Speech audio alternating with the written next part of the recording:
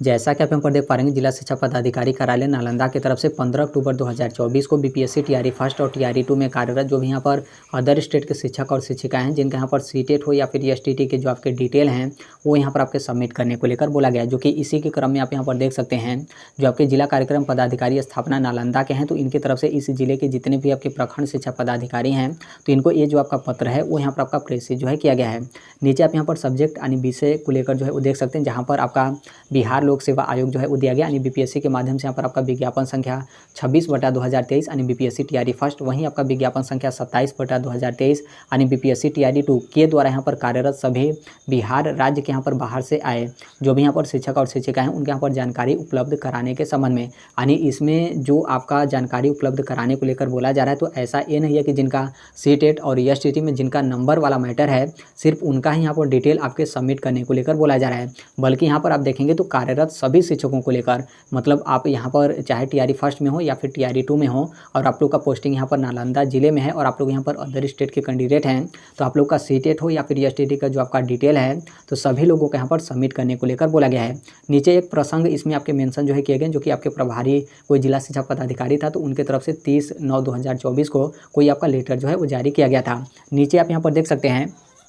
जहाँ पर आपका दिया गया कि अंकित करना है कि बीपीएससी टीआरई फर्स्ट, वहीं आपका बीपीएससी टीआरई 2 में बिहार राज्य के यहाँ पर बाहर से आए सभी शिक्षक और शिक्षिकाओं का जो आपका विवरण है वो यहाँ पर आपका निम्नलिखित जो आपके प्रपत्र हैं, तो इसमें 2 दिनों के अंदर यहाँ पर उपलब्ध कराने को लेकर यहाँ पर आपका बोला गया है। और इसमें कोई विलम्ब वगैरह होता है तो जितने भी आपकी जवाबदेही होगी जो आपके प्रखंड शिक्षा पदाधिकारी होंगे तो उनकी यहाँ पर होगी। और नीचे यहाँ पर आपका नोट करके दिया गया कि यहाँ पर जो आपका प्राथमिक होगा, मध्य यानी जूनियर यानी 6 to 8, वहीं आपका माध्यमिक और यहीं यहाँ पर आपका उच्च माध्यमिक, सभी अलग अलग पत्र में जो आपका डिटेल होगा वो यहाँ पर आपका सबमिट जो है किया जाएगा। इसमें आपका रोल नंबर होगा, कैंडिडेट का नाम होगा, कैटेगरी होगा, किस वर्ग हेतु आपके यहाँ पर नियुक्ति हुई है वो यहाँ पर आपका रहेगा, स्कूल का नाम रहेगा, ब्लॉक रहेगा, स्टेट रहेगा, और यहाँ पर आपके नंबर जो है वो रहेंगे, जो आपके मार्क्स आपका सीटेट का होगा तो सीटेट का रहेगा, एसटीटी का रहेगा तो यहाँ पर आपका एसटीटी का रहेगा, आपका सिग्नेचर रहेगा, और यहाँ पर आपके रिमार्क हैं कि जो आपका सीटेट हो या फिर एसटीटी उसमें आपके किस तरीके से आपके नंबर वगैरह हैं, और यहाँ पर जो भी उपरोक्त विवरणी होगा वो यहाँ पर आपका सही तरीके से भरना है। ये तो आपका लेटर हो गया, जो कि ये आपका लेटर 15 अक्टूबर 2024 को आपका जारी किया गया था। 2 दिन का समय आप लोग को यहाँ पर डिटेल सबमिट करने को लेकर दिया गया था, और आज है आपका 17 अक्टूबर 2024, यानी आज तक जो आपका जिला शिक्षा पदाधिकारी कार्यालय नालंदा होगा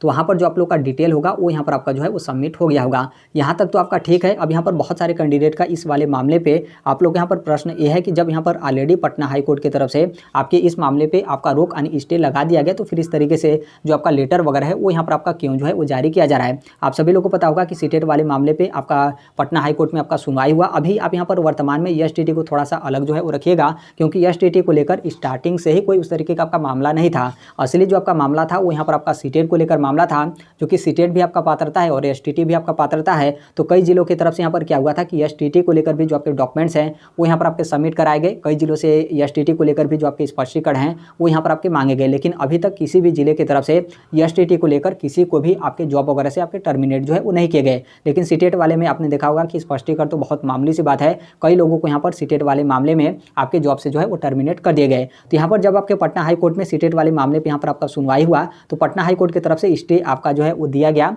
कि जो भी जहाँ पर भी जिस तरीके से कंडीशन है वो यहाँ पर उसी तरीके से आपका यथावत जो है बना रहेगा जब तक इस मामले पे आपका फाइनल सुनवाई नहीं होता है। और यहाँ पर जो आपका अगला सुनवाई था वो यहाँ पर आपका 21 अक्टूबर 2024 था। तो 21 अक्टूबर 2024 अभी तक आपका फाइनल सुनवाई हुआ ही नहीं, उससे पहले ही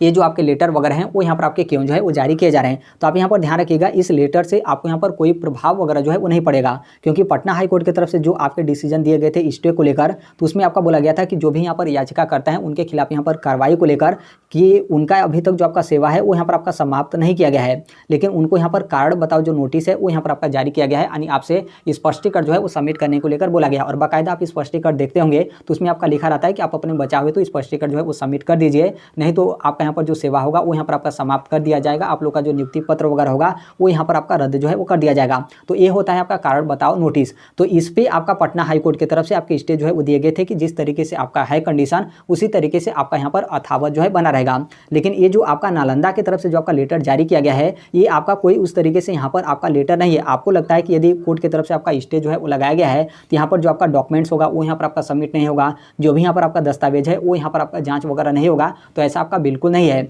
यदि यहाँ पर क्या होता है कि जो आपके नालंदा के जो जिला शिक्षा पदाधिकारी हैं उनके तरफ से जो आपका कारण बताओ नोटिस है ये भी आपका जारी जो है किया जा सकता है। यानी दस्तावेज यहाँ पर सबमिट करने को लेकर तो ये तो मतलब पहला स्टेप है, मतलब वो दस्तावेज सबमिट करने को लेकर भी आदेश दे सकते हैं और यहाँ पर आप लोगों से कारण बताओ नोटिस जारी करने को लेकर भी जो आदेश हैं वो यहाँ पर उनकी तरफ से दिया जा सकता है। लेकिन इसके बाद जो आपका कार्रवाई होता है यानी आप लोग का नियुक्ति पत्र रद्द वगैरह करने को लेकर तो ये उनके तरफ से जो है वो नहीं किया जा सकता है, क्योंकि इसी पे आपका स्टे यानी जो आपके पटना हाई कोर्ट है तो उनके तरफ से आपका रोक जो है वो लगाया गया है। तो इसलिए आप यहाँ पर इस चीज़ को ध्यान रखिएगा, इससे मतलब कोई आप लोग को यहाँ पर दिक्कत नहीं है। बाकायदा आप लोग का जो डॉक्यूमेंट्स है आप यहाँ पर सबमिट जो है वो कर दीजिए। हालांकि आपको यहाँ पर सबमिट नहीं करना है, आपके जो भी प्रखंड शिक्षा पदाधिकारी होंगे तो उनके तरफ से जो आपका डिटेल होगा वो यहाँ पर जो है वो सबमिट वो लोग जो है वो करेंगे। और यहाँ पर यदि मान लीजिए आप लोगों से स्पष्टीकरण भी मांगा जाता है तो इसमें कोई बड़ी बात यहाँ पर आपका नहीं है, क्योंकि हाई कोर्ट की तरफ से स्पष्टीकरण मांगने के बाद जो आपका आगे का जो आपका स्टेप होता है तो उस पर आपके रोक यानी स्टे वगैरह जो है वो लगाए गए हैं। तो इसलिए इसमें कोई उस तरीके का आपका खास नहीं है और इससे बिल्कुल ऐसा नहीं है कि आप लोग को यहाँ पर जो चयन प्रक्रिया है यानी आपका डॉक्यूमेंट्स मांग लिया गया तो आप लोग यहाँ पर जो नियुक्ति वगैरह है वो यहाँ पर आपका रद्द जो है वो कर दिया जाएगा। कभी भी कितना भी आपका डॉक्यूमेंट सबमिट करा जाए आप एक चीज़ हमेशा ध्यान रखिएगा कि जब भी आप लोग का चयन प्रक्रिया निरस्त किया जाएगा उससे पहले आप लोग को यहाँ पर कारण बताओ नोटिस यानी जो आपके स्पष्टीकरण है वो यहाँ पर आपके सबमिट जो है वो कराए जाएंगे। तो जब यदि मान लीजिए आप लोगों से यहाँ पर स्पष्टीकरण जो है वो सबमिट मतलब स्पष्टीकरण मांगा जा रहा है तब यहाँ पर थोड़ा बहुत मतलब आप यहाँ पर सोच सकते हैं कि क्या आगे आपका कार्रवाई वगैरह हो सकता है। लेकिन जहाँ तक हमें पता है कि यदि कोर्ट की तरफ से इस तरीके से आपका डिसीजन है कि नहीं किसी को भी यहाँ पर नौकरी से आपका ना हटाया जाए, उसी तरीके से जो आपका कंडीशन है यथावत आपका बना रहे, तो भले ही आपका दस्तावेज सबमिट हो स्पष्टीकरण आपसे मांगे जाएं लेकिन आपका यहाँ पर जो नियुक्ति प्रक्रिया वगैरह है वो यहाँ पर आपका रद्द नहीं होगा जब तक इस मामले पे आपका हाई कोर्ट की तरफ से आपका स्टे ना हटाया जाए या फिर इस मामले पे जब तक आपका फाइनल जो सुनवाई वगैरह है वो यहाँ पर आपका जो है वो ना हो। तो इस चीज़ को लेकर बिल्कुल आप यहाँ पर निश्चिंत रहेगा। कई लोगों को यहाँ पर यह भी लगता होगा कि इसमें सिर्फ याचिकाकर्ता का मामला है, तो देखिए ये आपके शिक्षा विभाग के ऊपर जो है वो डिपेंड करता है। हालांकि इस पर आपका जो माध्यमिक शिक्षा निदेशक है तो उनके तरफ से कोई आपका उस तरीके से जो आपका लेटर वगैरह है वो अभी तक जारी भी नहीं किया गया है। तो यहाँ पर मैक्सिमम चांस है कि आप लोग की जो अभी नौकरी है फिलहाल वर्तमान के लिए जब तक यहाँ पर आपका स्टे है तब तक यहाँ पर कोई आपका उस तरीके से समस्या या फिर दिक्कत वगैरह नहीं है। अब इसका जो भी आपका फाइनल सुनवाई होगा तो उसी के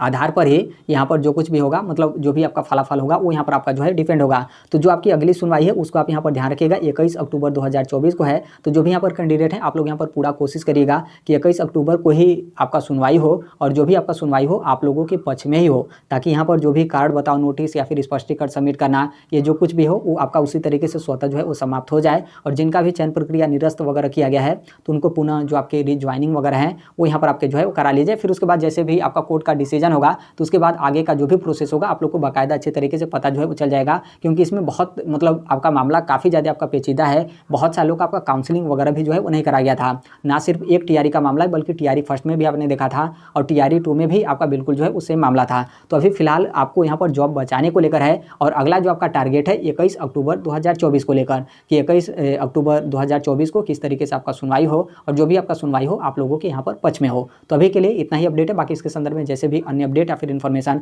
आएंगे या फिर आते रहते हैं, थोड़ा बहुत यहाँ पर कभी कभी आपका समय जो है उलझ जाता है, लेकिन आप यदि इस प्लेटफॉर्म पे जुड़े हैं तो आप लोग को पता होगा कि हम यहाँ पर शेयर जो है वो कर ही देते हैं। तो अभी तक इस चैनल को आप सब्सक्राइब नहीं किए होंगे तो सब्सक्राइब करते बेल आइकन को भी प्रेस जो है वो जरूर कर लीजिएगा। मिलते हैं नेक्स्ट वीडियो में, तब तक के लिए thank you, bye bye, take care, all the best, thank you for listening, God bless all, thank you.